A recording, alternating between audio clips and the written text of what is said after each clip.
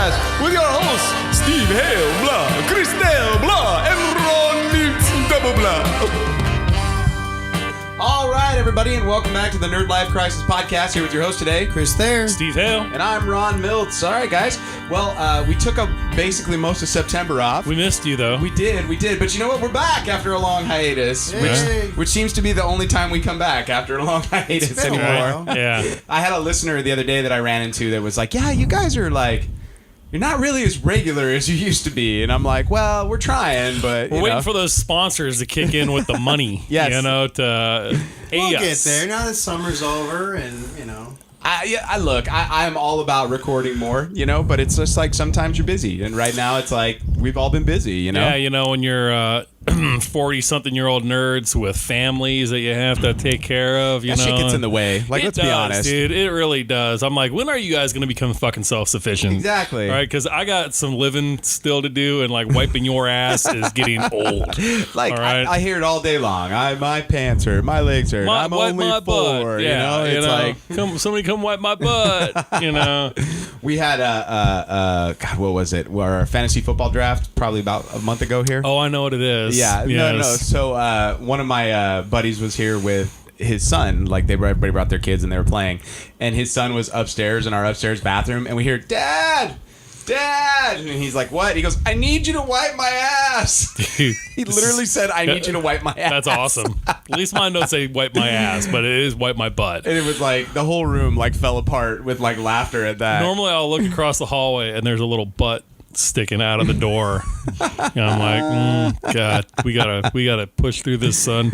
We gotta get past his face. I don't know how I escaped that because we didn't have a whole lot of I'll tell you what, my daughter, dude, she was like on the ball about that when she was a little girl. My boys are just like, if you're fucking doing it, you know, we're gonna ride this out as long as we can, man. They consider it like concierge service almost, you know? Oh, they're like, oh no, not toilet paper. You got to use wipes. And then one of them goes, it tickles my butt. And you're like, oh man.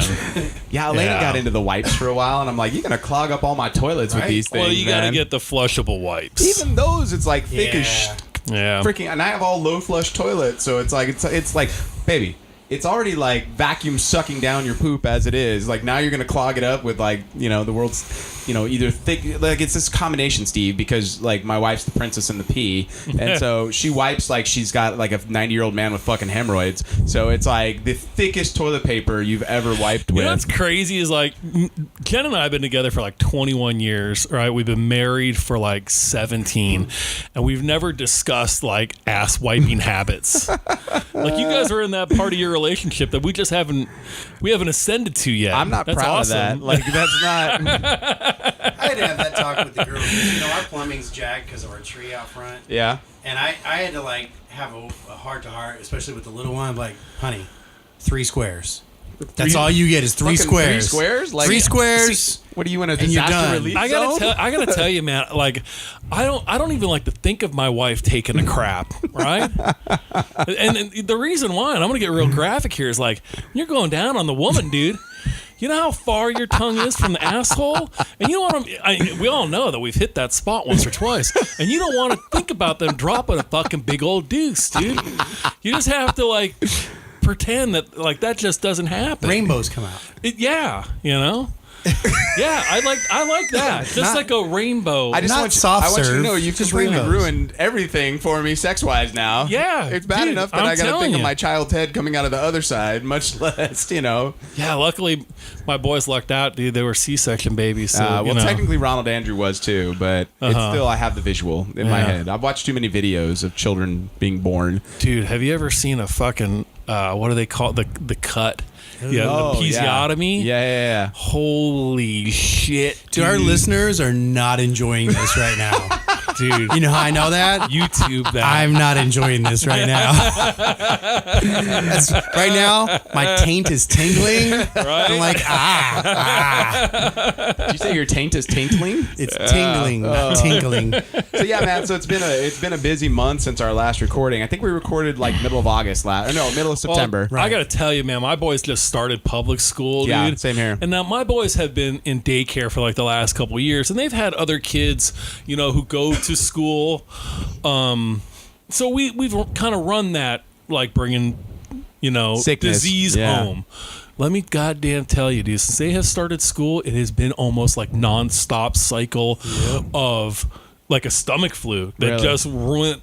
I avoided it. I lucked out. But, dude, the boys, the wife, everybody, I mean, they were pissing out their asses. They're puking. They're puking all over themselves and all over me and all over the fucking furniture.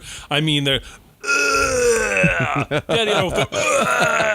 oh, Jesus Christ, it's all down the front of me. Did you have that moment where you're like you're flashing back to like the movie Outbreak and you're like, I need to leave? I'm trying to not puke on the kid as I'm getting him to the bathtub.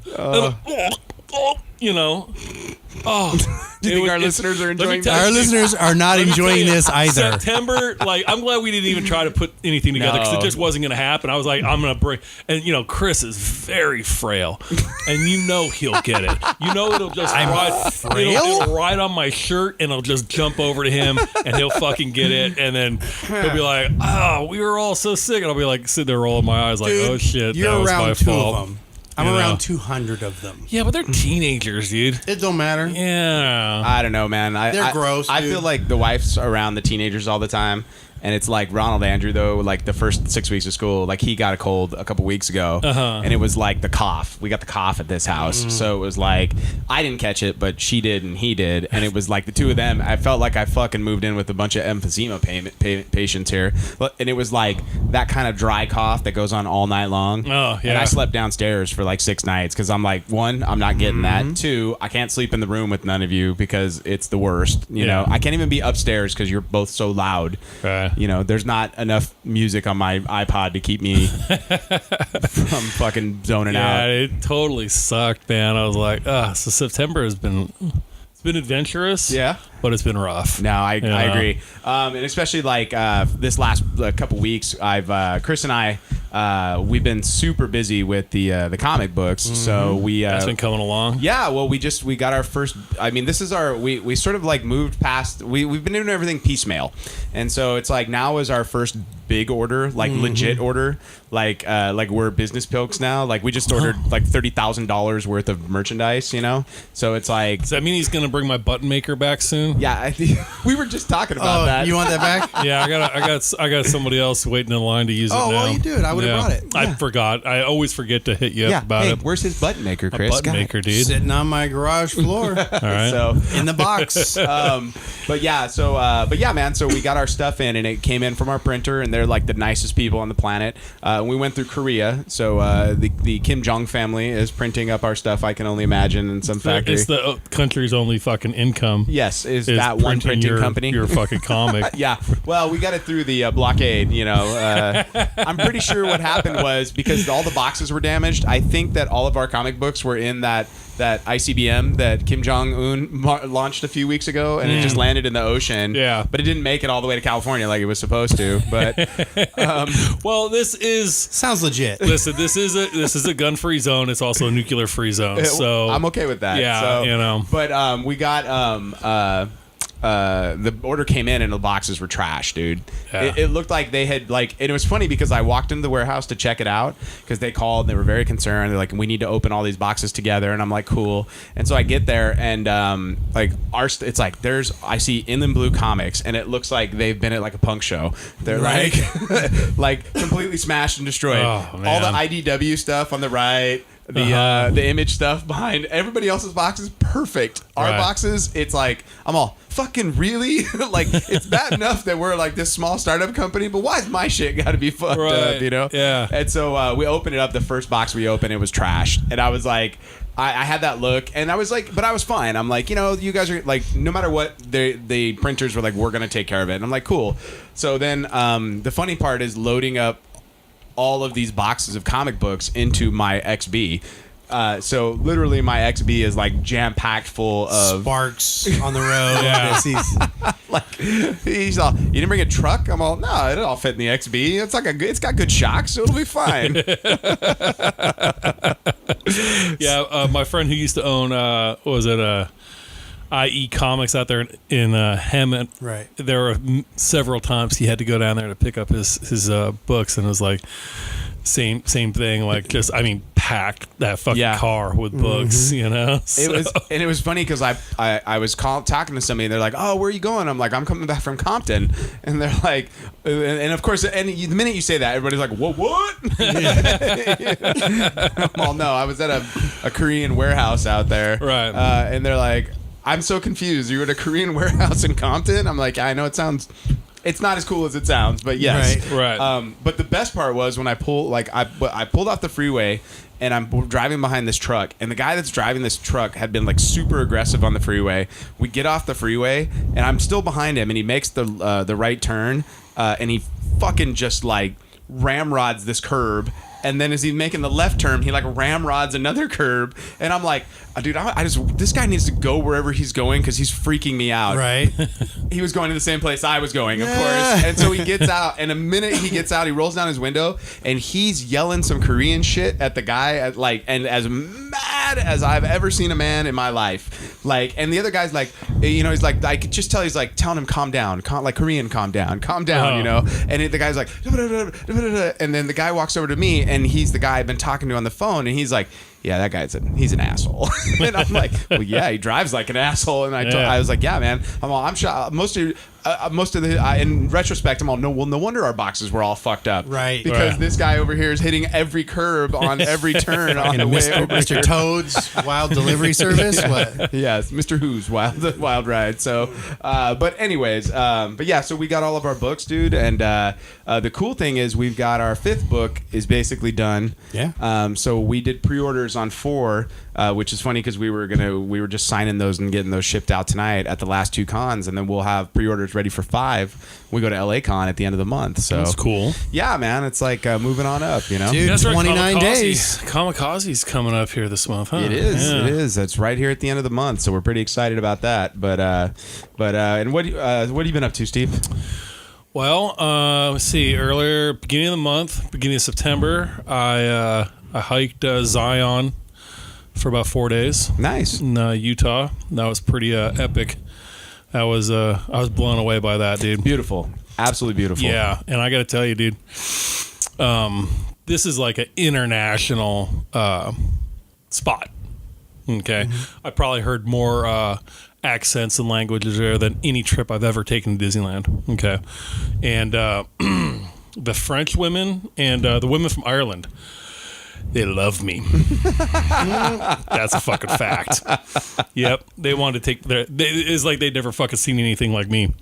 Like, they had to come and take pictures, and they were fucking tripping out, so dude. It's like Comic-Con, but at Zion. I fucking stood out, dude. I mean, like... Oh, well, yeah. There were the fucking polygamous people all over the place with the fucking the single colored... Yeah. Yeah, dude. Really? Oh, yeah. In the park, and... we had to go outside the park to a city called Hurricane. Was about 20 miles away from the park, and they were tripping on me, man. They were super tripping on me. And when I'm hiking, I've got my backpack and your flag. And when you see my pictures, I'm always sporting my American flag coming out the top of it, and I got my bandana and shit. And I gotta tell you, dude, I didn't see like hardly anybody with tattoos, and if I did, they sure as hell didn't have as many as I did. Yes, they'd have not of an interesting variety like you. I had one lady on the trams like, do your tattoos have any evil inclinations? I said, well, maybe a little bit, You think? She did not actually say that, dude. She did. And I got to tell you, man, she looked like, has anybody seen The Mist? Yes. Okay, remember the lady got really religious in The Mist? Yep. Yeah, it was that lady. Oh, you're like... I was like, if we get stuck on this fucking tram with this lady... You're like, no fucking convenience stores. This lady is I'm taking her fucking down, dude. Right off the bat, she's going to fucking die, okay? Because we're not going to turn this fucking tram into the Westboro Baptist fucking tram, okay? She's going fucking down. But that was a pretty epic 4 days that I can't wait to go back, dude. Ever since I started this whole outdoorsy thing, which was completely foreign to me until about 2 years ago. I just fucking fallen in love with it. It's great, dude. I mean, and especially it's one of those things like, especially because I did so much like camping and hiking as I was young as well. Like desert stuff, like going to Zion or getting out in Joshua Tree and places like that. It's so completely different than what you think it's going to be. Oh yeah, you know, and it's like it's so beautiful. You know, and except for like when rain and wind hits. Oh, I gotta tell you, man, that weather shit is no joke in Zion. The biggest, especially the last day we did what they call the Narrows. And if you guys out there listening have never seen what the Narrows is, Google that shit and see the pictures. It is amazing. I mean, it's just it'll blow you away. There was an artist back in the early 1900s or 1800s, I think it was. I can't remember which. He had painted pictures of Zion when he took it to like the World Fair. They didn't believe that this was a real place when they saw these portraits. They said this doesn't exist. Right, you're just making this up. Yeah, this is crazy. But the weather is definitely no joke. I mean, if it's raining 20 miles away, there could be a flash flood down the Narrows, and dude, you are screwed, man. It's like they told us. They said you ain't gonna outrun it. Like if you can find somewhere to go up, do it. That's the best you're gonna do. Wow, nice. So when we started that morning, now that we had wacky weather the whole weekend, it was like we got there. It rained that night. Then it was beautiful. And then that night it was windy. Then the next day it was crazy weather, right? But it can start raining 20 miles away, and you have flash floods down this thing. So when we started going down the Narrows, there was a sign that gave you kind of like warning levels. Right. Well, we were at low when we started. When we came back, they had moved it 2 notches to probable. Oh, wow. While we were gone, it was like, holy shit. Like, dude. you could have been in some problems, right? Absolutely. Oh, wow. So, yeah, it was pretty crazy, but it was an amazing trip. I can't wait to go back. Sounds like it, man. Sounds like it. And then, Chris, what have you been up to? Just drawing funny books and making music. Lots of music. Are you doing your Halloween gig this year? No, man. No? Everything is kind of like dried up this year. That's the a bummer. Pumpkin Patch, I used to do gigs over there, and then I haven't heard any. They're probably going to use my music and not tell me. Right. For that. Did you license it for multiple years? Nah, I didn't, but whatever. It's not like it was like great works of art either. It's like whatever. I liked it, but that's it was fine. cool. It was was like cool. me banging on shit and playing little keyboard sounds. Right. I was hoping they would contact me and want to do it again, because I was like, now I could like throw some shit down. Right. You know, but. You know, we don't have any gigs at the Patch. I haven't heard anything about music. I haven't heard anything about Festival of Lights for the winter yet. At Mission Inn? Yeah, so a lot of stuff, you know, that I would normally be doing, I'm not doing. So yeah, well, this could be a blessing and a curse at the same time, right? We're doing the mastering on the last Big Papa record, and I've already written the songs for 2 more. And, you know, we're going to start recording those now that it's cooling down a little bit. Start working on the new Big Papa record. And then the Villains have been chugging along as well. So just, you know. Cool, man. Working on funny books. Well, and I know. Finished issue 5 of Grace in 29 days. Yeah, Chris's turnaround's getting by pretty myself. Good. Getting pretty good. Yeah. So, once we had your the script, updates on the. Yeah. We need to get a letterer and a colorist. Because then it won't take me 29 days. No, you can just do all that. Ah, damn it. You don't want a fucking tracer following over your stuff. I need a tracer, dude. Tracer, dude. Yeah. So yeah, man, and then I just to give general information, I'm working on a show down in LA right now at the Archway Theater. Yeah, this looks in cool. Toluca Lake, and I'm doing a production that I adapted of Night of the Living Dead. Yes. So it's a small cast. There's only 10 actors in the show. But the way it's set up is it's basically all the first act or the second act actors. The intermission break is right when the people come up from the basement. Okay. So it's like a lot of shit happens before that, and it's all single set, so it all takes place inside the house, you know, inside the little small farmhouse. So all the people that are in the basement basically are all my zombies in the first half, and we got some professional makeup artists that are coming in. We're doing we got some fucking phenomenal. Like, I mean, we're not high budget, you know, we're not Walking Dead, but we've got some really kick-ass shit, you know. That's cool. We got kind of an arm break that happens. We've got we've got a limb removal. We've got a gunshot to the forehead, which is badass. It is so simple yet so fucking cool at the same time. So the makeup artist designed like all these hoods, and it basically like it's skull caps, but it goes all the way down past your neck, and then you makeup blend them in so it like matches your skin tone. And then one of them I requested, I was like, I want to see a zombie get shot in the head. Like, how do we pull that off on stage? So in a small, like, you're literally sitting 20 feet from where this happens. So literally he designed a cork that goes into one of these masks, and it's skin colored, and then it's got a Sorry, it's okay. It's got a fishing wire attached to it, and the zombie comes up to the window, and we blast him. And you like, as you shoot, he goes up. We pull the cork, and when he comes back down, he's got a bullet hole and blood. It's got a reservoir, and blood runs out of it. Oh, that's cool. It is fucking badass. Like, watching it in practice, I was shocked at how cool and how simple it was. We do bites. We got some like skin bites with latex and such that happens on stage. And then the only downside is we have to use just because of the way the theater is, to get from the front of the house to the back of the house, you actually have to walk outside and around one other building that's not our building. So all the weapons that everybody's carrying, because they're walking outside, everybody's got orange tips on all their weapons, which is the only downside. But in today's day and age, you absolutely cannot put people outside. Just fucking happened, I think back east somewhere. They were filming something, and I saw that. Did you see that? Yeah. They didn't inform anybody. No. Probably weren't permitted or anything. And somebody did he get killed? No, but he came out of the bank. Yeah. And he turned.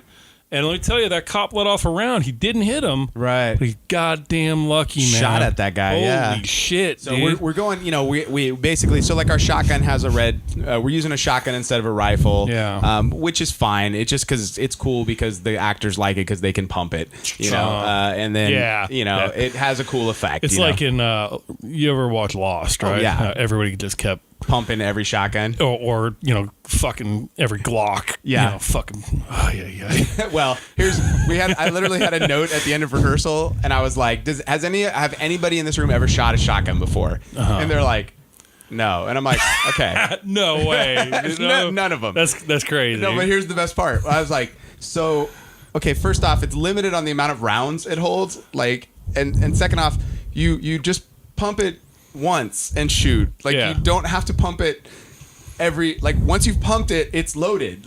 Like, you don't need to pump it again to emphasize it doesn't reload. Like, it's not, and then we have a Glock, and it's like they keep wanting to pull the hammer back on it, and I'm all, you can't shoot the gun with the hammer. It doesn't fire if you pull it back like that. Like, it doesn't. Like, bunch of actors. It was like we literally had to sit down and have like gun 101. Yeah. But I got the opportunity. It's really cool. I got this guy Daniel, who I worked with on a show. They gotta get the John Wick training. Oh, dude! I was gonna tell you, my buddy Daniel. I basically called him in. I was like, hey, I need somebody that looks like they would fucking own the zombie apocalypse. So I wrote, I did sort of a structure thing where in the original, Barbara and the guy Johnny meet. You open up with them at the graveyard. Well, I can't do that because I'm a single set. Yeah. So that's played as a flashback. So it's basically like she runs into the house, the zombies are already attacking, so you like fall right into the action, and then you get this quiet flashback where you see Johnny get killed. So then I was like, well, fuck, like that worked really well as a device, so I'm gonna write flashbacks for everybody, so everybody in the house gets a flashback. Oh, that's cool. Ben basically has this flashback with his buddy Jackson, and Jackson is like I literally in my mind was like, Steve Hale is Jackson. So it's this guy that's like, he shows up, he's like, Jackson, what's going on? He's all, dude, didn't you hear? It's the apocalypse. I've always said that the hardest thing about the zombie apocalypse is pretending you're not excited, enjoying it, right? About it. Like, this is going to be fun. Yeah. So this guy, and so I called a buddy of mine, and Daniel is jacked. Like, he built like The Rock. He's just shorter. That's all. He's probably like 6 foot, but his guns are probably 4 inches bigger around than yours. Whoa, he's I like a this guy. Beefy dude. All right. And he's my primary zombie for Act 2. He looks, Okay. and he's like, and he's like, fuck yeah. He's like you. He's like, dude, that's awesome. I want to do this. Like, yes, please. Can I please do this? But yeah, so, but he's like, this guy literally will sit on the side of the stage playing with the gun, just because he's like, I want to make it look like I've handled this weapon every day. Like I was born to hold it. So he's like, it's got like the drop down clip, checks it, doom, boom, pop, and he's like ready to go. Fantastic, man. So much cool shit going on. But really excited. We open on Friday the 13th of October. Cool. Yeah. The opening weekend, and then we run through the 18th of November. Yeah. So Friday nights, Saturday nights, and Sunday matinees. So the matinees will be a little long run. 6 weeks. So we're on 6 weeks. It's in a small house. It's a 50-seat house. It's super intimate. So it's like we're designing everything for you to be right on top of the action. And I think my last estimate, I mean, we have only 10 actors in the show, but because of our makeup and sort of like you can reuse a zombie. It's just a zombie. But I think we end up killing maybe like 25 zombies in the show. Yeah. Like I've added a lot more zombie attacks, and like all my years of watching The Walking Dead have really paid off. Okay. There's a lot of really fun fight choreography in it. And I've got this lead. My lead Ashley is gorgeous. Like she's LA gorgeous. She plays Barbara. Yes, nice. She is, and she walks in the room, and you're like, oh wow, she's really hot, right? And then it was like, it's like all my guys are pretty good looking, and then all my girls are really hot, and then I've got this guy, my Sheriff McClellan. So in the original, it's like he is like, how do I put this? Yeah, they're all messed up. Yeah, no, but he's like, I go, no, man, like I want the sheriff to be like the guy that like was a terrible cop but found his calling like in fucking killing zombies. Like that's what I want. So he walks in and he like a zombie's trying to attack the reporter and he fucking blasts it and he's all, George, get this damn body out of here. And then he's like talking into the camera, having a good old time, like takes the mic from her at a certain point, and it's just like, It was one of my favorite scenes in the Dawn of the Dead remake, when it was Tom Savini as the fucking sheriff. Yes. And he's wearing like his fucking glasses and his shirt's unbuttoned and his fucking hairy chest is hanging out. He's got like fucking gold chains on. He's wearing like a sheriff's fucking out. It's just like, and he's like talking shit and you're just like, that's awesome. It's like finally he's like, fuck it, Yeah. I'm rolling deep today with my shit. If it's the end of the world, man, go out cool. And that's really like it's like just, and it's nice because it's like you have all these really tense moments, and then you get this moment of the sheriff that walks in and he's just fucking having a good time. Yeah. So it's like it's like all these people in the house that it's like their world is falling apart, versus like this one guy who's like there's like Jackson who was born to live in the apocalypse but gets killed, and then the sheriff who like is like found his calling, and it's like this really interesting juxtaposition that goes on. And then I have my Harry is actually a younger guy. I went younger with him because I wanted him to be like an actual decent adversary for Ben. Like in the original movie, he's sort of like an old sort of wimpy dude, Yeah. And I was like, no. So I got a guy that's in good shape as well. And my two fucking leads, like when you feel like these two will go after each other and it'd be a battle, and then they actually have a really bitchin' fist fight when the zombies breach the house. Yeah. Like and when Tom dies, like really fun stuff. So that's cool. Yeah, sounds rad, man. I'm really excited about it's it. In Toluca Lakes. Yeah. So it's we're basically right up the street from Universal. Okay. So we're not that far. From where we are, it's maybe an hour. Right. Yeah, I know that area. Yeah. So it's a Spent small. a lot of time in Burbank, North Hollywood. No shit, right? Yeah. So it's a small theater. It's a place that I go and I work out there once a year because I love the company and they put on great shows. God, chicks. Yeah. And I like guys, whatever your into your thing is. It's Why cool, are you looking at me, dude? I mean, what are you trying to say? So, but yeah, that's coming up. Night of the Living Dead. You can check us out at archwayla.com, and you can get your tickets online there. Tickets are for each show. For opening weekend, I know are $28, and then they do specials. Like they do 2-for-1 specials, second and third weekend. So you keep an eye out. You can get in for half price because those are usually the slower weekends. And then if you wait till the end of the run when stuff starts to sell out, it's all full price. So you know what? Go out there. Go to Universal, get the head of the line shit, knock that crap out really fast, go down the street, see Ron's production. There you go. And it's going to be great, you guys. Like, if you like zombies, like if you've ever listened to the show, you know how much I love zombies. So it's like one of those things for me, like this is a fucking dream come true for me, you know, to get to do this. Now, it's exciting. Yeah. And I mean, the scary thing is like the turnaround. Like, we're literally turning it around in 4 weeks. Yeah. Like, we started rehearsals 2 weeks ago. And like, we're basically getting to the end of week 3. Well, yeah, you were posting up pictures of the makeup test. I was like, oh, that's cool, man. Yeah, and we did a bunch of sort of like flashback photos. They went out to the park and shot for. They were like, we're gonna take the guns. I'm all, no, that's not a good idea. Just go out and do shots of of the zombies and stuff, of the actors and makeup. And they're like, all right, so that's what the show's gonna look like. Like, if you saw the pictures with the long stringy hair and all that shit, like, it's gonna look like that. It's not gonna be black and white, obviously, because that's not physically possible. But I don't know, man. I've seen some pretty awesome fucking black and white makeup.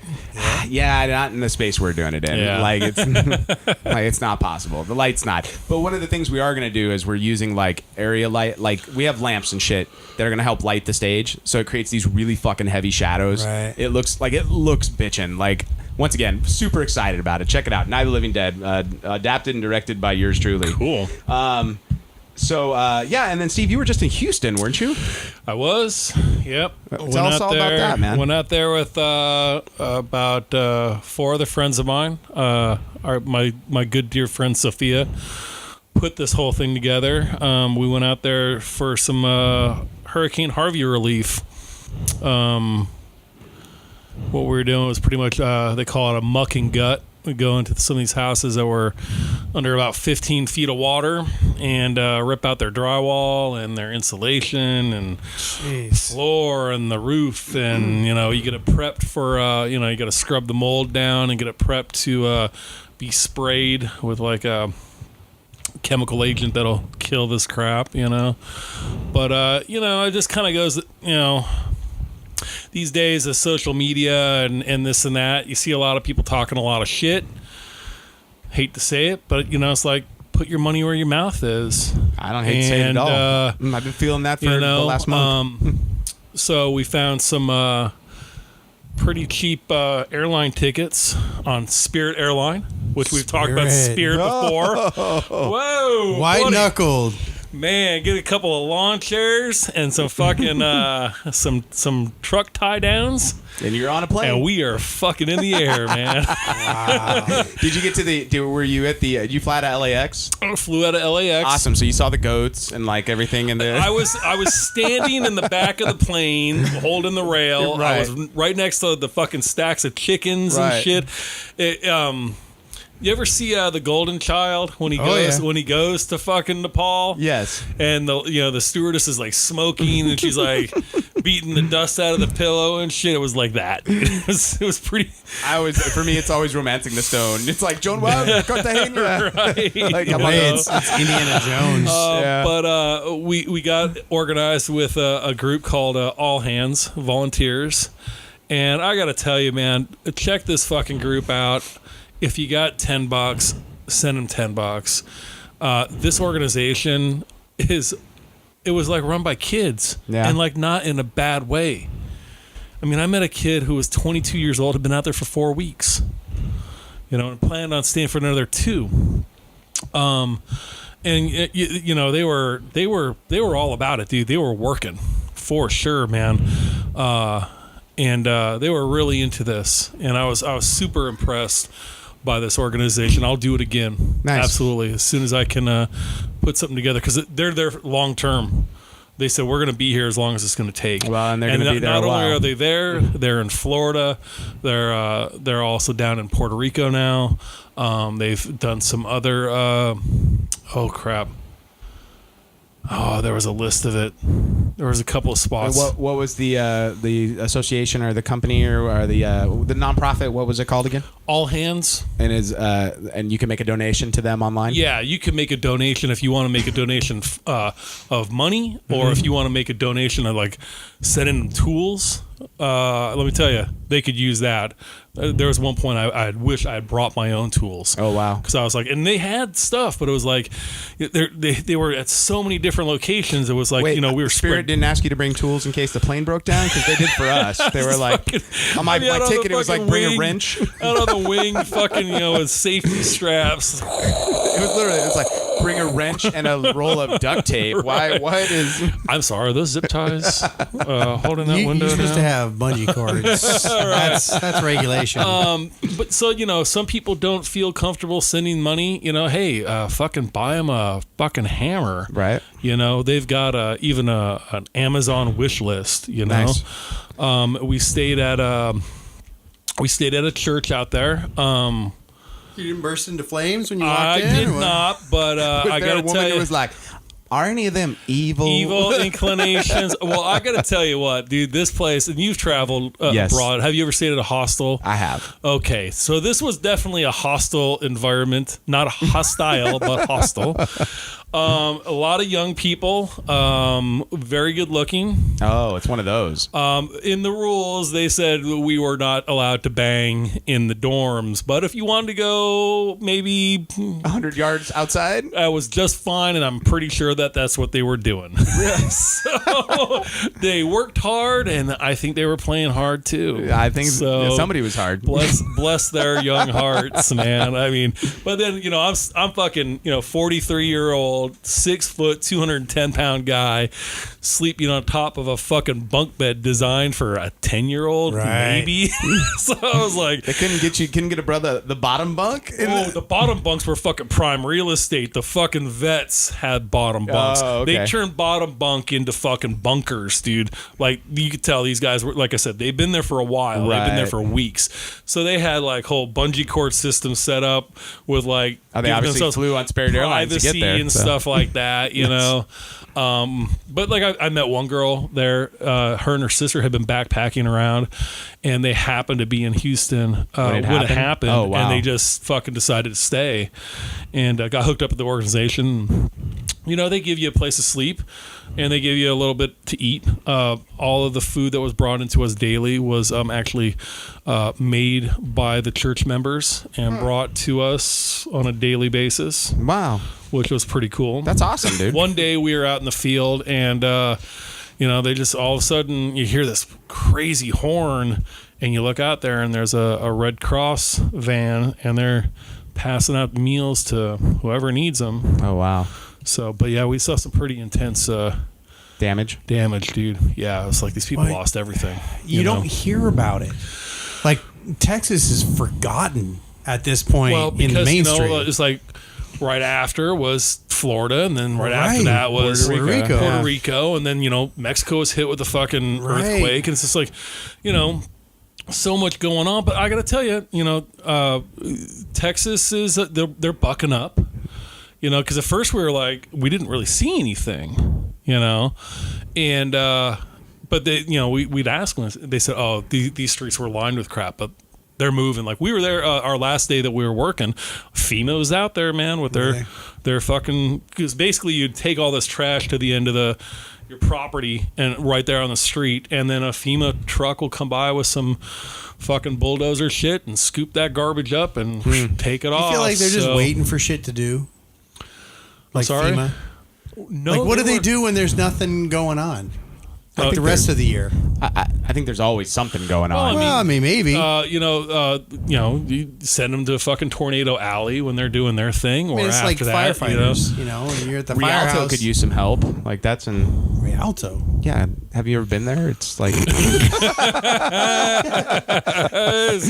it's like they just kind of hang around until something happens. I wonder if they have like that firefighter thing where it's like you have days without anything to do. I don't know if firefighters have days without anything to do, but you know what I'm saying. Yeah, you don't have like major burns every single day. Right. I know. There's got to be days on the calendar to shoot the calendar, right? So it's right. But no, man, it sounds it sounds like Ron, worthwhile. Thank you for making a donation, because we had put up a thing and you had made a donation to us, and we really appreciate that was pretty awesome, dude. Yeah, man. I mean, it's like at the moment I'm like I didn't have a ton, or I would have given more, but like every little bit helps. Man, I tell people, like, listen, dude, $10, and I understand you might not even have $10, but you know what you got? You got blood in you, and you could always use that. or something. You know, there is something that everybody can do. You just got to take 10 minutes off of Facebook or Instagram, and I promise you will fucking find it. I promise you. And now that I've seen this organization firsthand, you know, because a lot of people go, I don't know where my money's going. Let me fucking tell you, dude, I've seen it.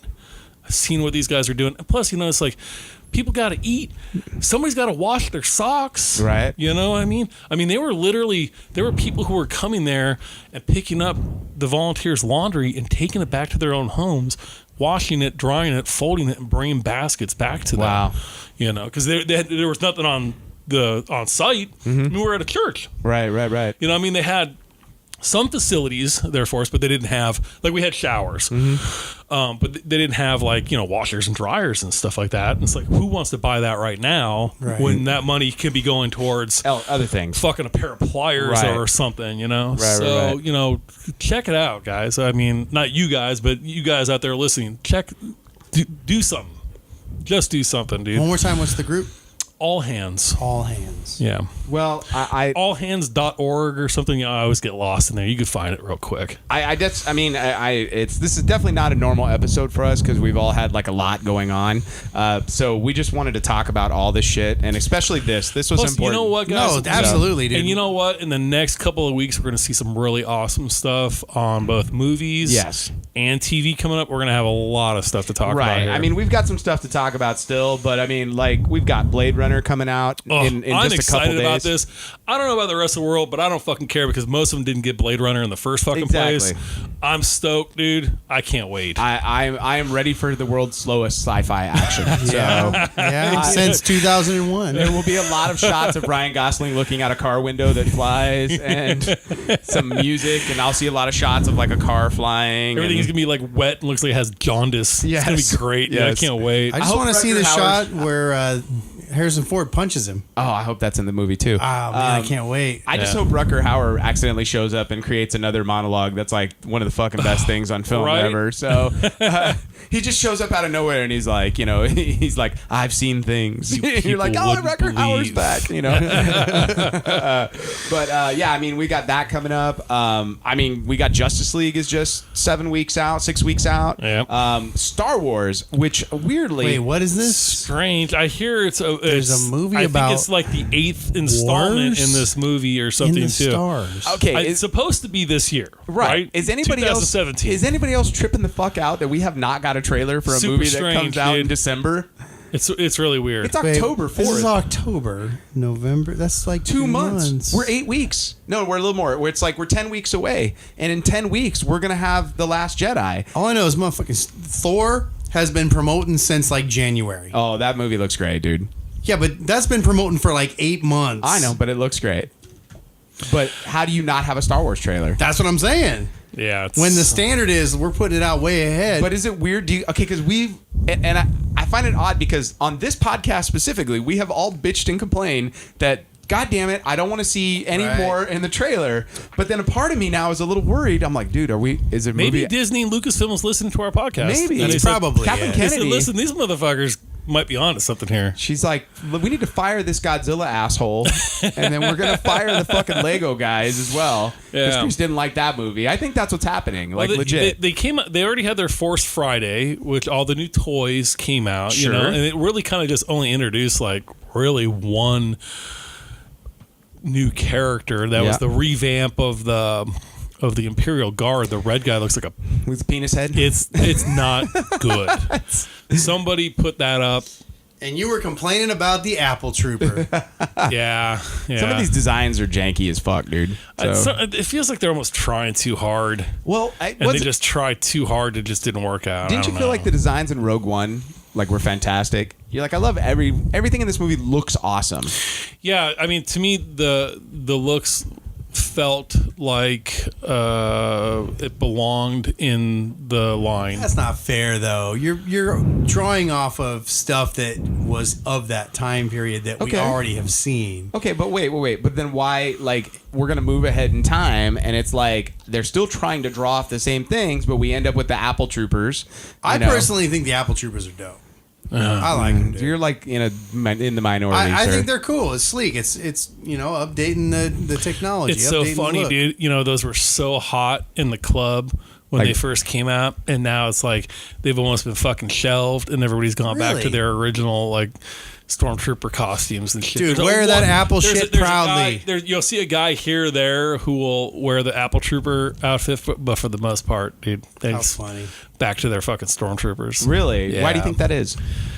I don't know. I have to ask him. I think it's because a lot of what we've talked about on the show, which is that movie, like the episode 7, nostalgically, like the first time you saw it, you're like, oh, this is great. It's like, and then that movie is totally the law of diminishing returns. Like every time I watch it, I like it a little less. Yeah. Whereas every time I watch Rogue One, I like it a little more. Yeah, and and really, I'm at a point now with Force Awakens where I really get to the point where Leia shows up, and I'm kind of done. I'm like, I don't need to see anything else because I've already watched A New Hope, and I just feel, except for maybe the stuff with Finn, like on the outside of the snow, like that's like I love that bit of the movie. Yeah. But the rest of it, I'm just sort of like, it's not as exciting as it could be. So I wonder, like with this new movie, are they just keeping it under wraps so we don't get the whole it's Empire Strikes Back, or is it like because literally we once again is it because there's no trailer you can show that wouldn't be spoilery? Yeah. Like I'm just curious. Like, well, I mean, you really like Force Awakens. And you know what? They could really they could say, we're not going to put in any trailer because you're going to come and see it anyway. That's what I said. We don't have to get you hyped for it. It's fucking Star Wars. You just like they're just saving they're like, we're going to save some schmeckles on this, and you don't got to worry about it, right? Yeah. Because you're going to see fucking Star Wars either way. And you're going to come to our fucking theme park, and you're going to pay fucking. It doesn't matter if we raise $50 fucking more a fucking month. Oh my God, it's so expensive. You're coming. I know. I'm taking the boys this month for their 5th birthday. We just kind of did some math. Like last night, we're like, Jesus, $500 just for you to get in the door, dude. Yeah. Go up. Okay, that's actually if we do the 2 days. If we did the 2 days for 4 of us, I think we're at almost $800. Ah, Jesus. So I think what we're going to do is we're going to do one day on their birthday, and then we're going to do another day in December for Christmas. That's crazy. Yeah, it's way crazy. What's crazy about that is you can get, like we did through Costco, all 3 of us did a year pass at Universal this year for $350. Dude, we had the season passes for Knott's, and it was like fucking, bringing a can of soup. Yeah, right. And you get a fucking half off. And you're like, okay. It's crazy, dude. It was awesome. And actually for our kids, the rides are more, kid friendly at Camp Snoopy. Knott's is dope, man. I've gone a couple years, the last couple of years, not the Scary Farm, which is, we love that. Yeah. But just regular old Knott's, I have a blast there. Yeah, Disneyland, it's like I love Disneyland and all, but goddamn.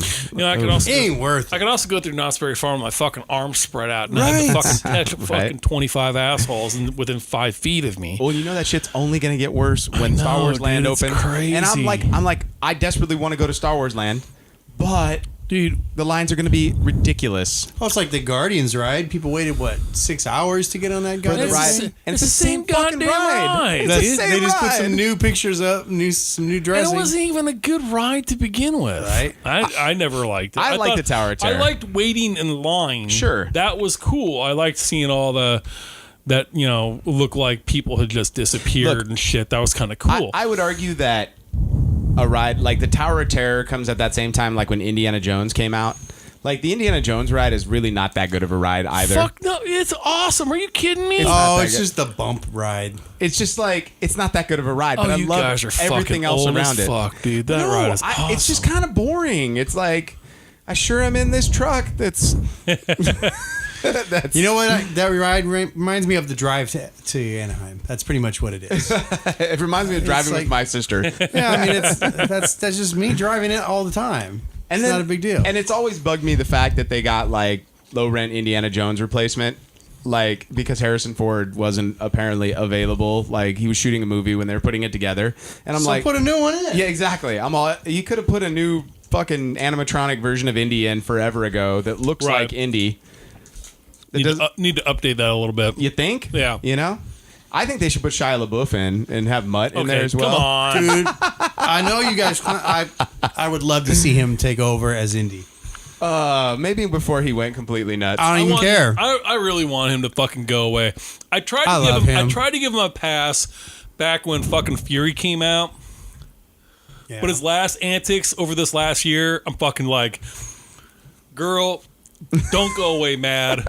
Girl, I love just him, go dude. away. Okay? I think he's great. God damn, man. I mean, he's just fucking, he's just too much for me. He's a bit of a drunk. Yeah.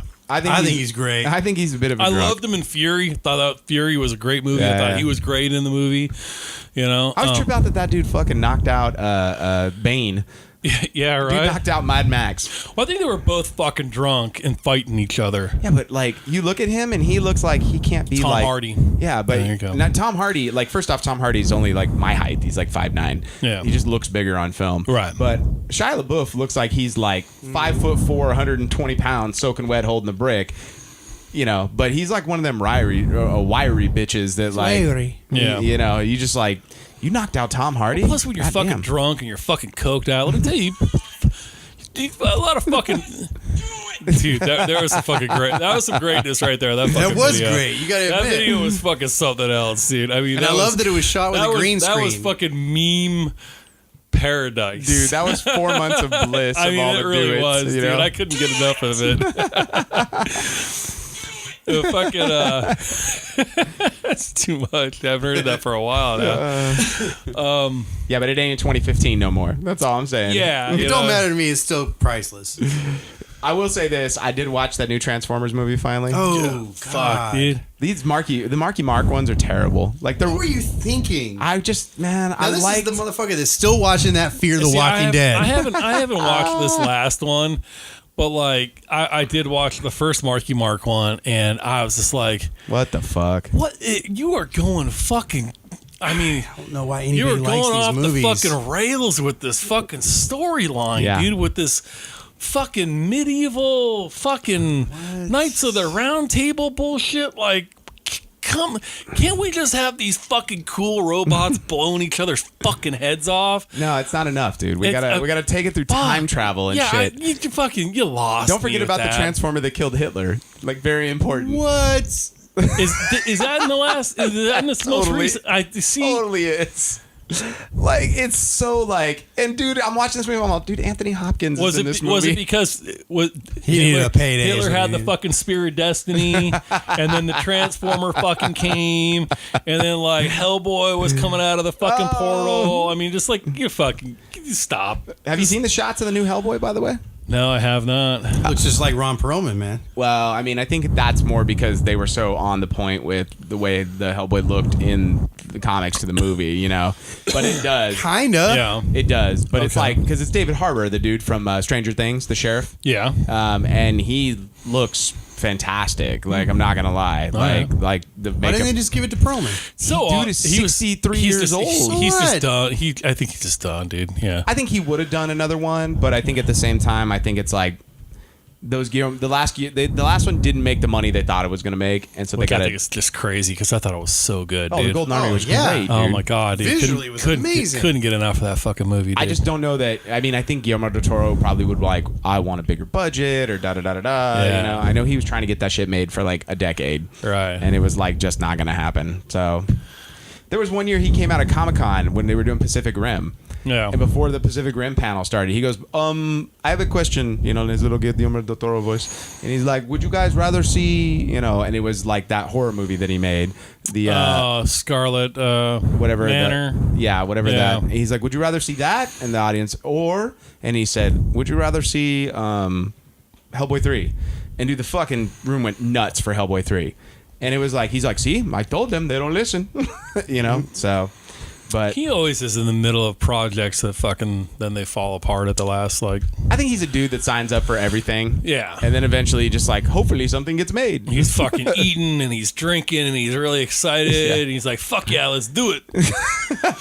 You know, and then it's like fucking in Night of the Roxbury, where you just fucking, you know, the guy that just agrees to every fucking thing. You know, oh yeah, we're gonna have a fucking new nightclub. You know, it's a fucking a lot of ass grabbing going on in here. It's gonna be awesome. Yeah, well, I know that you know, he looks pretty dope in that. Yeah. Oh, and by the way, Fear the Walking Dead. No, the third Jesus. season of that show has not been bad. I've been enjoying it, dude. Yeah. I was talking with somebody about this, and it's basically your argument is, this is the best tasting piece of shit I've ever eaten. It's not nearly as shit tasting as the last There's piece not as of much shit that corn I as ate. the earlier ones, but it's not quite as soft serve. It's a little better texture. I would say that the third season of the show, they've gotten rid of so much of the dead weight that it's like you've pared down the story to the most interesting characters at this point, and I think it's. But what's the fucking point? Now we're just watching The Walking Dead in Kinda. West Coast. Well, yeah. The whole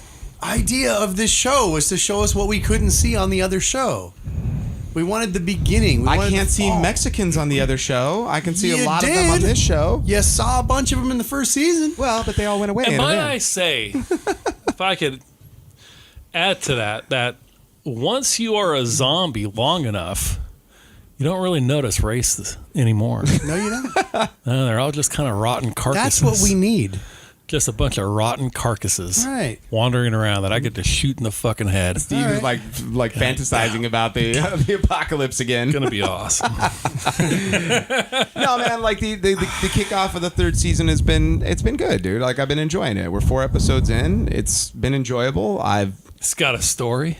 It's got a story that I enjoy. Joyce. I can't do it, dude.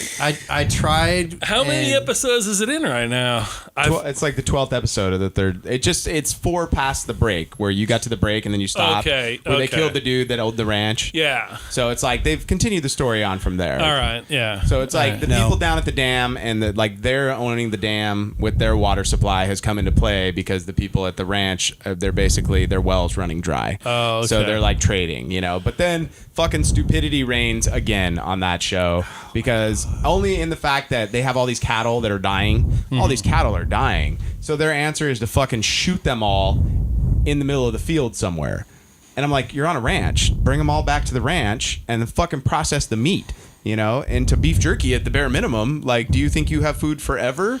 Why were they dying? No water. Oh, okay. They were all literally. It wasn't like the pig virus and fucking Walking Dead. No, this whole season's been about water. Like it's really coming down to like basic survival. Yeah. And although they did have a really kind of bitch and horde attack on the end of the last episode, where the story blah blah blah. But what happens is one of the sons gets exiled, sort of the loony one. Yeah. And he fucking comes across like a horde in a canyon, and he leads them out of the canyon back to the ranch. Oh, well. And like the biggest fuck you ever. Yeah. So who's left of the original cast? The annoying mom is left, Right. and then her 2 kids. Mm-hmm. But not The husband's dead. husband's dead He got and shot. And the boy. son. The Oh, he husband- died too? Yeah. And what's his name? The boat captain, the rich guy. The black guy's back. Yeah, well, I can't remember his name. I right can't now. remember anybody's name on that show. Yeah, totally. Nobody's name on that Nick show is the only name I know. remember Nick, and Nick. then that's it. Alicia. And Yeah. sure, Nick and Alicia, and then the dad, whose name escapes me as well. Yeah. No, I mean, and then Venezuelan torture guy showed back up as well. Yeah, so they brought him back. But at the same time, it's like. It's fucking cool, man. The horde attack was cool because they legitimately circled the wagons. They got all the RVs to create sort of like a blockade. Yeah. And the zombies walked right into the and so all the RVs are shaking. Oh, okay. So they're all on the other side of it, and then they start coming under and they're like shooting them under. And then at one point, like they're like trying to hold the line and like the zombies literally like the horde pushes through. Yeah. And one of the RVs is all Yeah. pushing right back, and then it's like all fucking hell breaks loose. Yeah. And so we left them at the end of the last episode, like they fought their way into the basement where all the guns and food were, and like the women and children were hiding, and they're locked in there with a horde of zombies outside. Oh. So it's been cool, dude. Like it's like I said, to me it's like this show has matured in such a way that it's much more interesting now.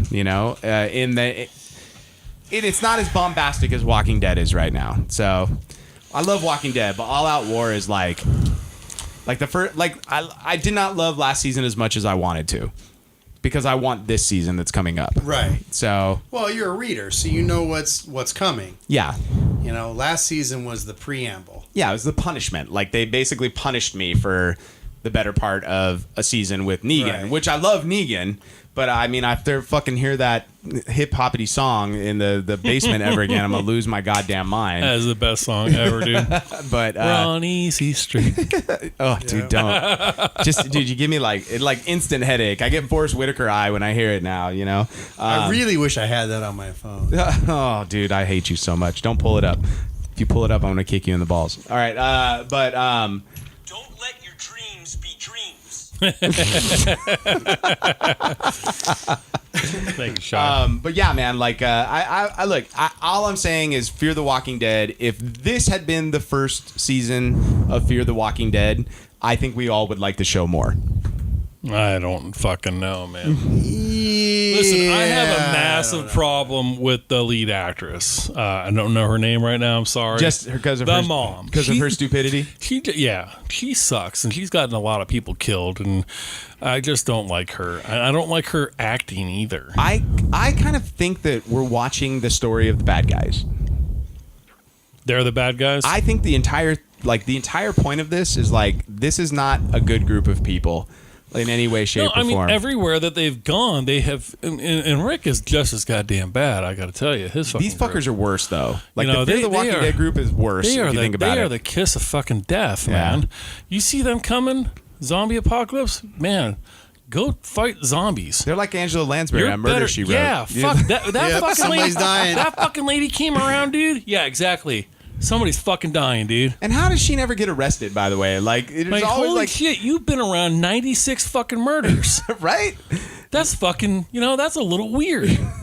I think somewhere there's a remake of that show where she solves the murders and she actually commits them all as well and frames somebody else. I think there'd be a great, real, like a fun... Or you could do like a 21 Jump Street movie version where it's a comedy. And then the twist at the end is then she's the actual Nobody's killer. gonna fucking suspect the little sweet old lady fucking coming to visit. And it could be the novelist. It could be like I don't know who's like an English actress that's older. Emma Thompson. There you go. I'll take Emma Thompson. Go into her fucking house. It's all like Silence of the Lambs meets fucking Texas Chainsaw Massacre and shit, dude. It puts the lotion on. Yeah, right. Creepy old lady. All right, man. So let's talk a little bit about it. So we had it has dropped. And by the way, this is a really hard thing to talk about, I find, because it's literally you're saying it all the time, and then you also refer to it as it. But the movie It, the remake, as it were, and I don't know that you should call it a remake because we never actually had a proper movie version of this. Yeah, I mean, listen, everybody, Tim Curry, I love him, right? And though Ron may disagree with me, I thought he was a great Pennywise. He was an iconic horror character. I agree. I do not think he's scary. That is about fucking it. Okay, it. The rest of the movie was a week-long made-for-TV movie. It was fucking boring at a lot of spots. They were trying to capture too many of the little Stephen King details in this shit, and it just was dragged down. It just kind of sucked. And not only that, but it didn't have the violence that it needed. Right. Like, at a certain point, like, these stories, and when you read a Stephen King book, like, I've talked to somebody that was like, I don't read Stephen King, like, it's too graphic. Dude. And I'm like, that's the whole point. Like if you've ever read Pet Sematary, holy shit, it is super graphic. Dark. Very fucking dark. When you came back, you knew shit about people, their deepest, darkest secrets, and when this kid is spewing this shit back to him before he kills them, right? It's pretty freaking gnarly, dude. So yeah, and it was like that in It and The Stand and so many other books. All those violent. Now, were any of Stephen King's horror stories ever adapted well? Yeah, I think there's a few. I think Pet Sematary was. Really? Have you watched it recently? Fuck yeah, dude. I love Pet Sematary. It's a great movie, dude. I could list a whole bunch of them that were adapted well. I think it's a scary movie. The Shining is fucking awesome. And actually, I think Kubrick improved it by cutting the fat. Because I watched the made-for-TV version of The Shining. They've played that on Sci-Fi before. Let me tell you, it's not as fucking scary as the Kubrick. Carrie, awesome. The original Carrie is great. It's pretty good. Pretty fucking deep.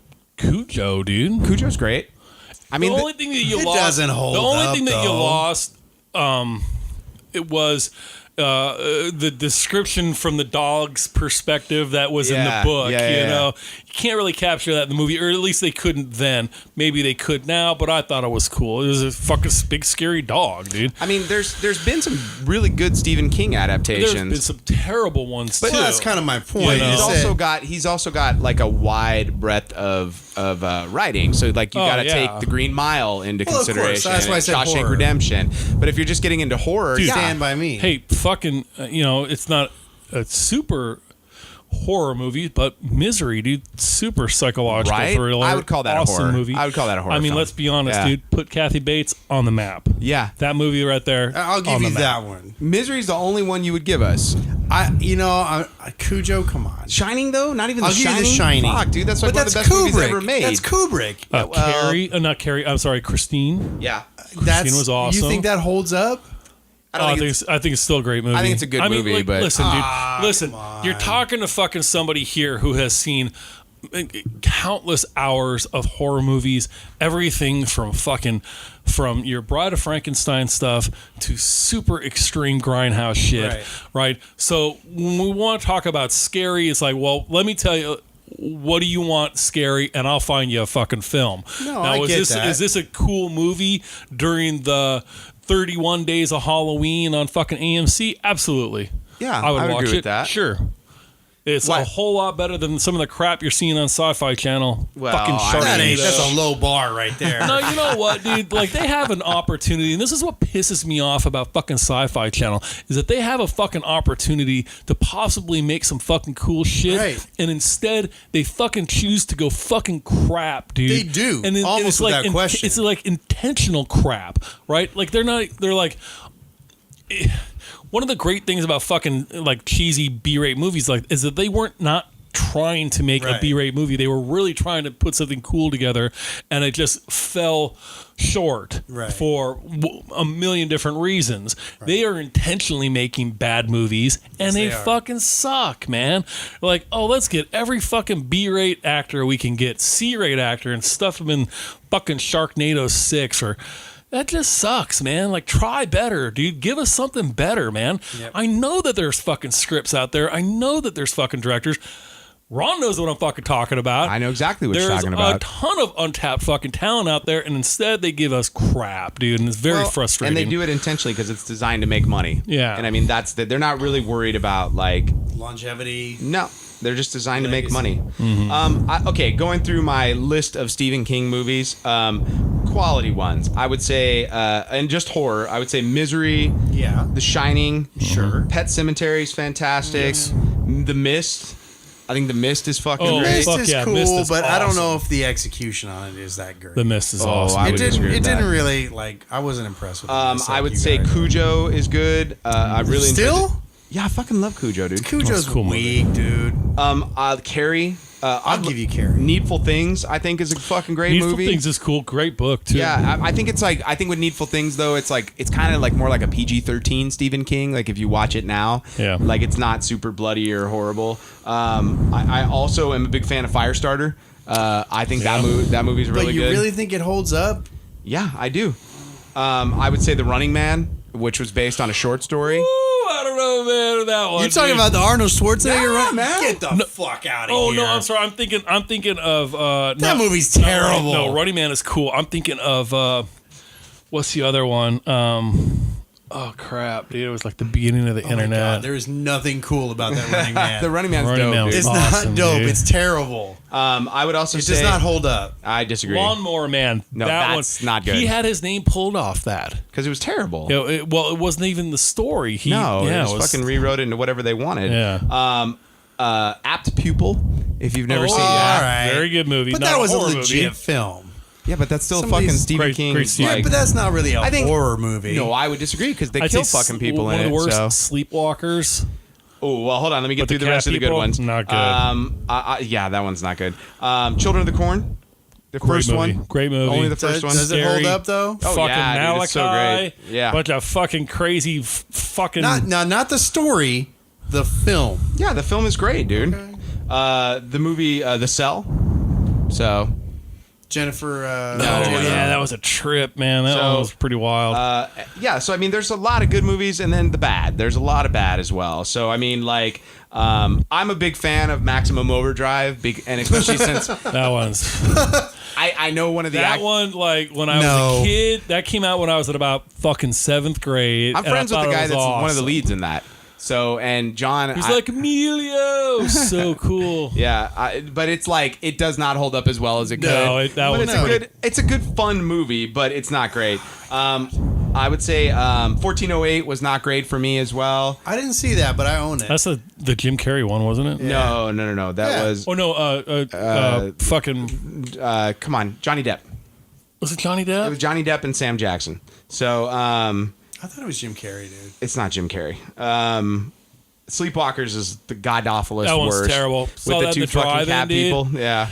It had that weird, like, mom-son incest thing going on. That was super... Not a fan. Not a fan. Not at all. I would say Dreamcatcher was pretty bad.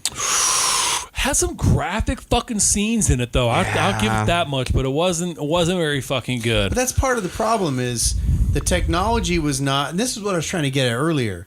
You know, we had something with Hitchcock that was scary because we didn't see it. You let your brain make up the stuff that wasn't Stephen shown. King's just a different... But I get that. Listen, but the problem is the technology at the time these were made, many of them, was not ready. It's very hard to compare things to the brilliant filmmaking of Hitchcock. Okay. I mean, that's kind of a different level but of the stuff. The point is, you know, with Stephen King, they try and show what Hitchcock would imply.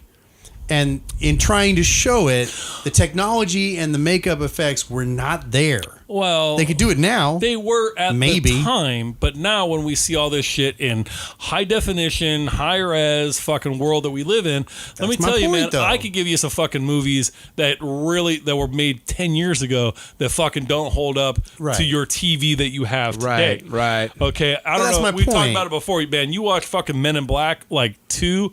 It is god awful. Yeah. I mean, the fucking... Dude, they phoned that movie in. Ooh, well, I'm just talking, not the story. I'm just talking about just like in Laura general. Flynn Boyle's graphics. Oh, yeah. It's terrible. God awful, man. I mean, I think there's a lot of movies that way, but yeah. At the time, dude, like you look at a movie like fucking Planet of the Apes. Dude, when Planet of the Apes came out, it was phenomenal.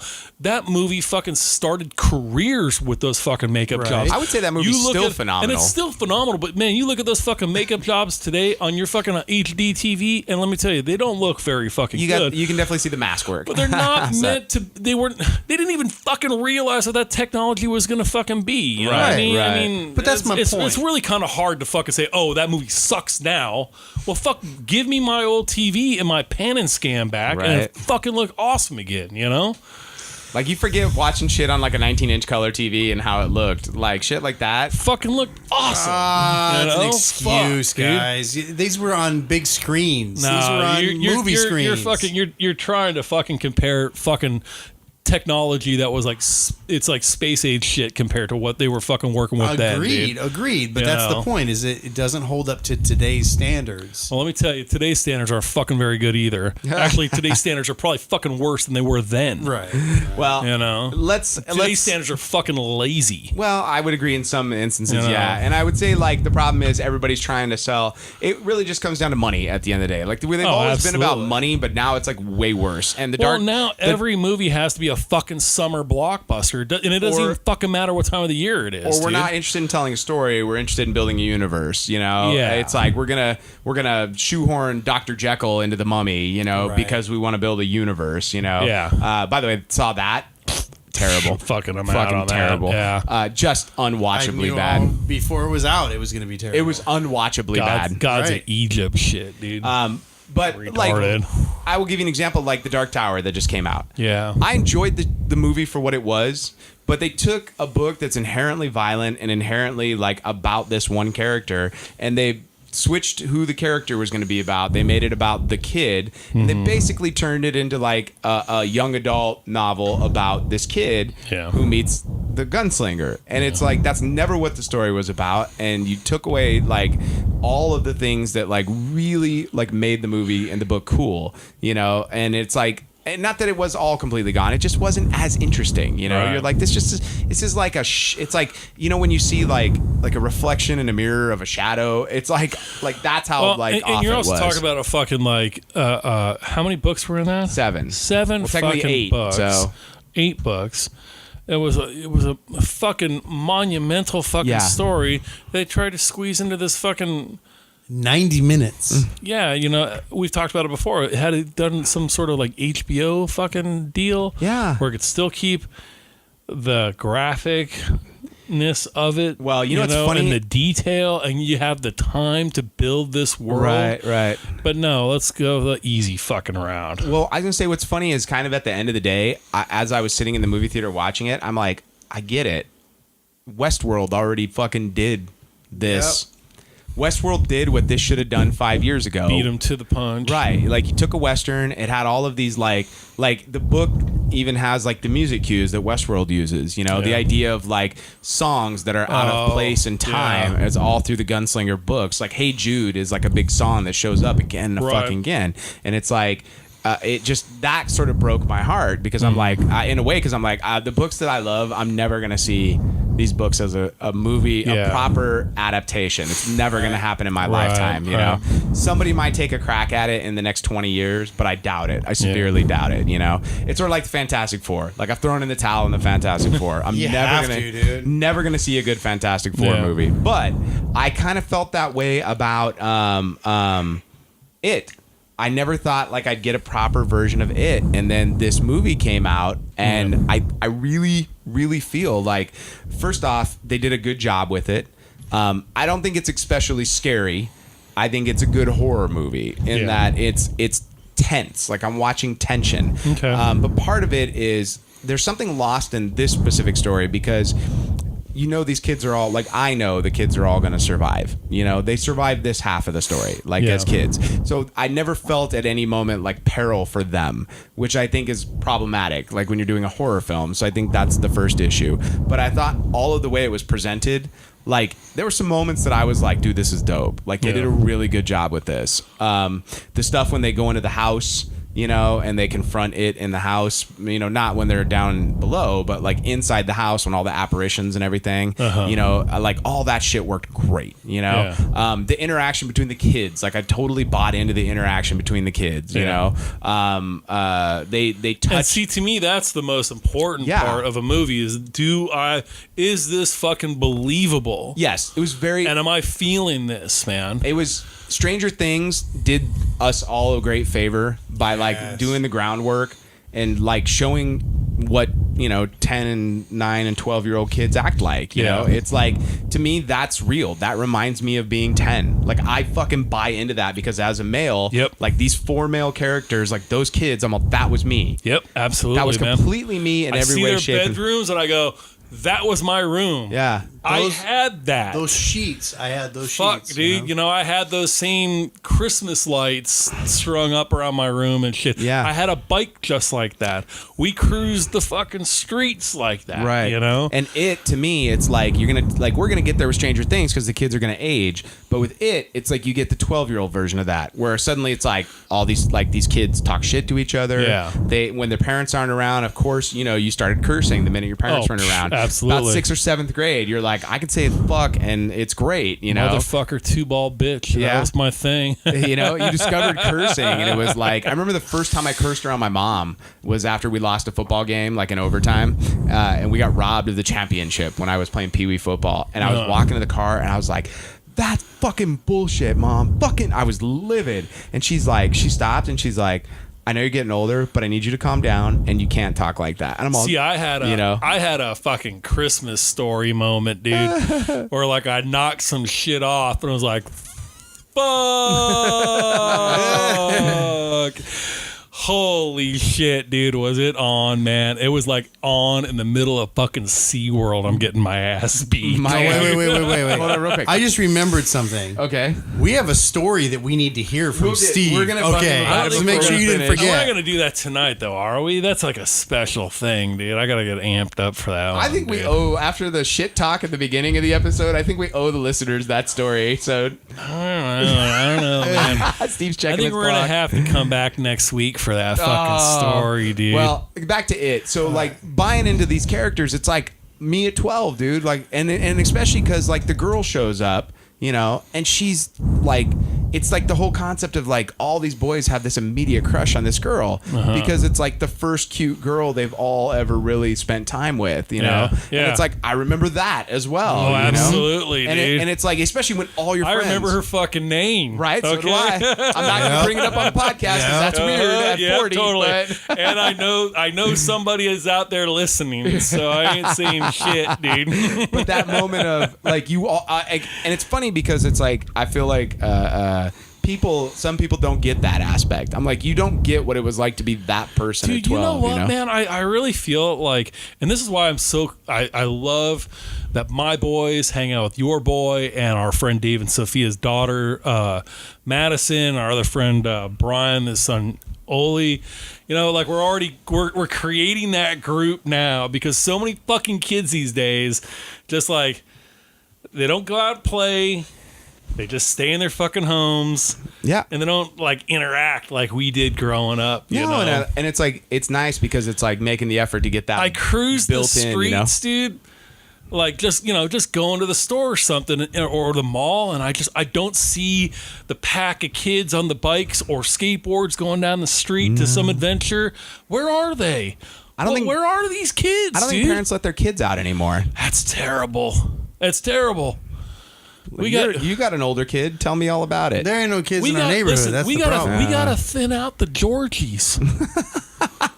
Huh? Got to rip some arms off of these little nerdy kids. Yeah. Is that what you're saying?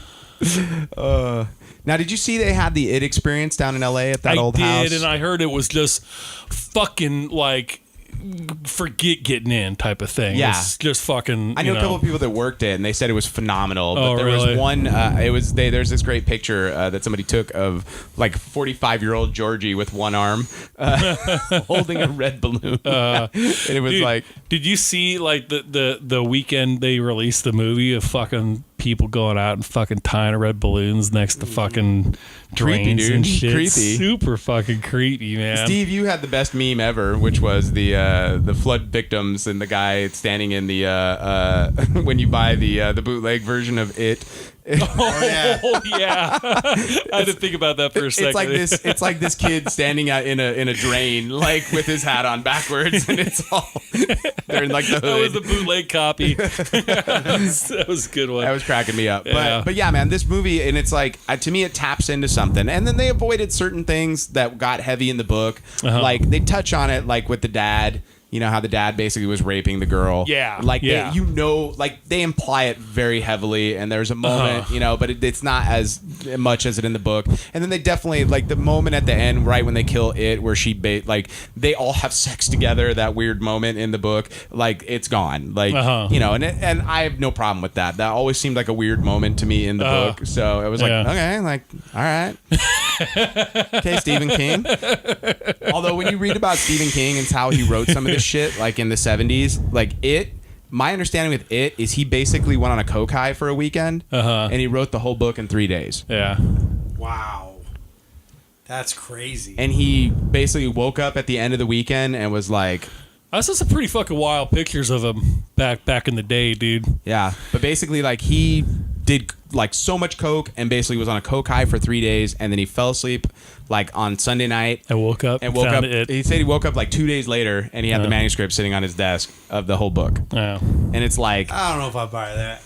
I would buy that. It's a cool story, but like watching, I don't know. It's like dude. watching the fucking scene in The Shining, you know, at the fucking, he's just typing away, fucking all work and no play. It makes Johnny a dull boy. And he's doing it in all fucking different, you know, fonts. Not fonts, but like columns. Oh yeah. You know, down the page and shit. You go, you know, this is coming from some experience here, without question. You don't just make that one up, man. So definitely check out It. I mean, it's definitely an improvement over the original. Sure. Like the original, you watch it. Like try watching that miniseries, and it is not. Pennywise doesn't do a whole lot, which is kind of my complaint. Pennywise sort of he's like I sure am startled. Like I said, you know, like we said, dude, it was fucking a TV movie. You know, it was on fucking CBS or something. And let me tell you, they weren't going hard back then like they do today. Most people fucking like if you told them 30 years ago what they do on The Walking Dead today, they'd lock you up. 10 years ago. No.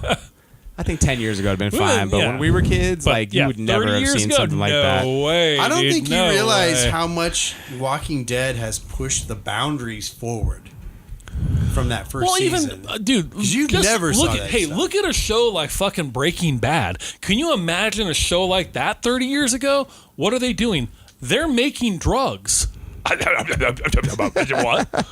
And we're gonna glamorize this? You're gonna make a fucking toy of the guy wearing the fucking suit? That's why I love that show, because it was like taking a normal person and taking him down that pathway to complete evil, 30 years ago, it was like they were going hard with fucking Dallas.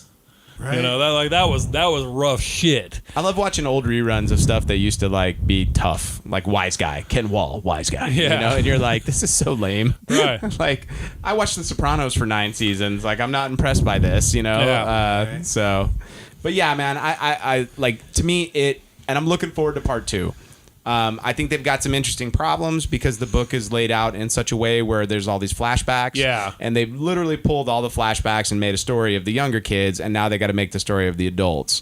And the problem is, without the flashbacks, I don't remember there being enough story. Essentially, the story is all the adults find out that it's back, they come back to the town, and they run into apparitions, and then they go down to kill it. And that's the whole thing, there's not a whole lot. So I'm sure they'll stretch some crap out. Yeah, I mean, they'll turn it into a movie. Yeah. Part 2, and then I'm sure it'll be popular, and they'll find a way to make a third one out into something. Probably. They'll Tolkien that bullshit. Yeah. All right, so we've just got just enough time for a rant, and then we're going to wrap this up. What do you got for me, Chris? I know you said you got something to yell about. All right. So I know... I'm not sure how to start this, but... All right, so I'm thinking as I'm driving home, there's traffic, and you get these guys flying down the fucking center of the lanes on their motorcycles, and when the traffic's moving a little bit, you're trying to move and get over and whatnot, and they come flying down at 60 miles an hour, and I'm starting to think, man, these motherfuckers are always crying about look out for guys on bikes and be careful and blah blah, and I get all that. Then I started to think, is there a fucking law that says they can do this? Is that legal for them to share lanes? Splitting lanes. Yeah. Is it legal?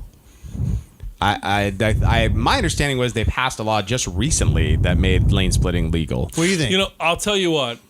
I have a friend who is a fucking California Highway Patrol. I will ask him and get back to you. You don't have to. I looked it up. There is no law about lane splitting. Good. Okay. The thing was brought up, and basically they said, yeah, we're not going to make a law about that. Basically, just be smart. I don't even think we should have helmet laws here, but that's just me. Maybe. I don't maybe. I don't need a nanny.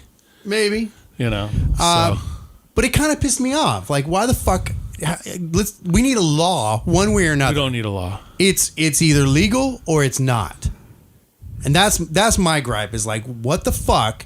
How you see something happening? Just sit there in your car. Don't try to hit them. No, man, I'm not trying. Right? That's what happens. And what really happens is fucking some guy like Chris gets fucking pissed that they're fucking doing this, and he fucking pulls into the fucking lane. I've seen it. I've got fucking friends on bike that fucking happened to. I do too. Just sit there or get your own fucking bike.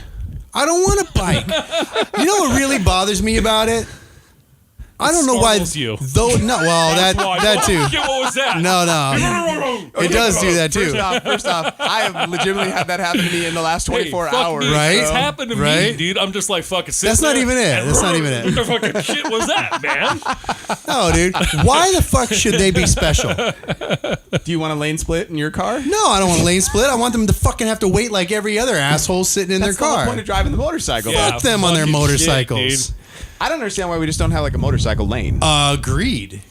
Oh, fuck me. The next thing you know, fucking, why don't we just go ahead and take away the lanes and we can all ride bicycles or unicycles? That's fine. No, hey, it's man, fucking not. I am. the fuck out of here with that shit. No. What? Okay, first Any off, city that does that, Oh, I want to dude. fucking club them. Oh, you you want mean- to fucking rant? You want to fucking rant, dude? Every one of you motherfuckers with your fucking tight pants and your little fucking douchebag hat on your fucking bicycle, all fucking three of you that had to take a fucking goddamn car lane.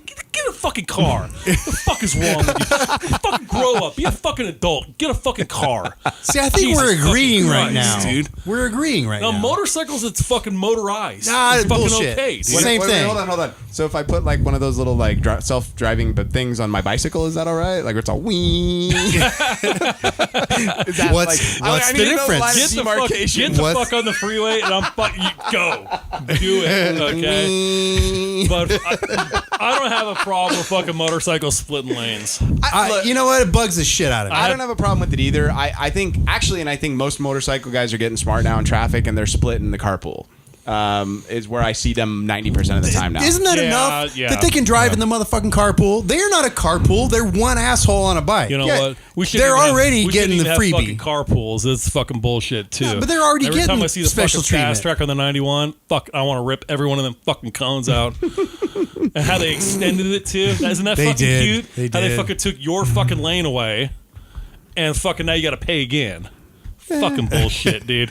Hey man, when I Bullshit. got all the kids in the car, I'm totally happy with that lane. That's fine. Well, no, until you have to fucking pay. That's fine, on the too. fucking fast I track. have That's an electric fine, car, too. so I don't You have to pay know? for it. So it's free. fuck that shit, man. I So- don't have the road warrior car. Any laws, dude. Motherfuckers on motorcycles, get in the fucking lane with the carpools. Stop splitting the motherfucking lanes. You know and what? when you I get want 'em to killed, split- I want 'em to don't be split the yelling at lane people because and they get the didn't fuck see away you. from you assholes who on your fucking phones, fucking jerking off, fucking with your makeup. First off, masturbating on the freeway is fun. All right, let me just like I don't understand what that has to come Chris into is play. gonna put a fucking law down for that, dude. You can't fucking. Hey jerk man, off you while know you're what? fucking- In a Make a related- decision either way. In a related story, there was a dude that rode by me on his motorcycle with his really hot girlfriend today that I felt the need to follow for like an extra 10 miles because Right. she had a great Great rack. ass. Oh, great rack? Great rack and a great ass. And I'm Yeah. all, this is the best trip to pick up my son from school ever. Right.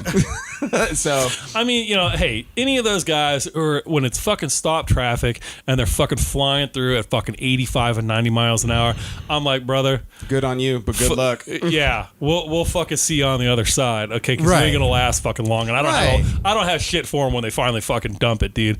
But you're fucking, you know, you got the guy on his dad bike fucking splitting lanes. That's bother me. Sometimes it startled me, Okay, you know what bothers you know. me? But I've seen motherfuckers do that. The reverse. Fucking pull out so they can't get fucking by. Like, Oh, that's what kind of bullshit. fucking asshole Nah, move is that shit, that's dude? that's dick bullshit. move. That's You know? bullshit. Like, fuck, I'd get off my bike and whoop their ass. I don't too. like the fucking motorcycles that aren't motorcycles, the ones that have like the two wheels in front. It's like at this Yeah, point that just shit's- buy a car. that Like, shit's- Right. Listen, that shit's lame as fuck, dude. Or- That's not I a do fucking. kind of like the one that looks like a modified Batmobile where it's like got the fucking Right. like jet like. Have you seen that one? I have seen that. That's shit. kind of cool looking. Like Yeah. it's futuristic. I feel like we could go out and fucking hunt replicants in that. You know? Yeah, okay. But you know, They gotta toughen that shit up a little bit, though. Right. Make it a little bit more fucking dirty like or you something. but you got 3 wheels. Like you might as well just go to 4. like who are you? I like trikes with the 2 in the back. That way you get your big fat mama's ass on the back of it, dude. Hey.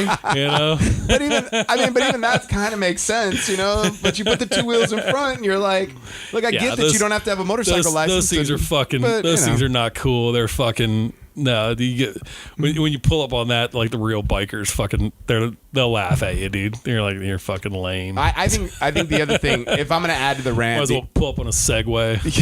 dude, that'd be awesome. We should start a gang where it's like you, like Chris on a Segway, and then like I'll get a bicycle with a little wee motor. We'll all get matching jackets. It'll be great. Matching jumpsuits. Look like a fucking Chiquita banana and shit. I know. I would want to dress like Dita. I'm like, Dita, there's a look at my Excuse package. But yeah, man, I don't have a problem with lane splitting, but I understand where you're coming from. So You know, it just surprised me that there wasn't a law about it either way. The way they approached it, and you can look on the DMV website, it's like, yeah, we didn't want to make a decision about it. Sorry, that's my phone. They didn't want to make a decision, so it's like, yeah, you're on your own. That's a great little sound effect there. All right, well, I'm going to wrap it up right there, you guys. I hope you guys have enjoyed this episode. We went through a lot of interesting stuff. We're going to have a lot of stuff to talk about here in the next couple weeks. Yeah, so next episode, we're going to talk about me Blade jerking Runner. off. On the freeway? No. Somewhere else. I paid a lot of money to jerk off for Well, don't this. ruin it. Like, just that's Yeah. good. That's a good. Like, So, I can't wait to tell that It's going to story. be awesome jerk-off story. We guys hope you've enjoyed the show. Once again, I'm Georgie's missing arm. I'm that lane splitting motherfucker. I'm the fucking guy on a fucking Segway. And we hope you guys are having a Nerdlife Crisis.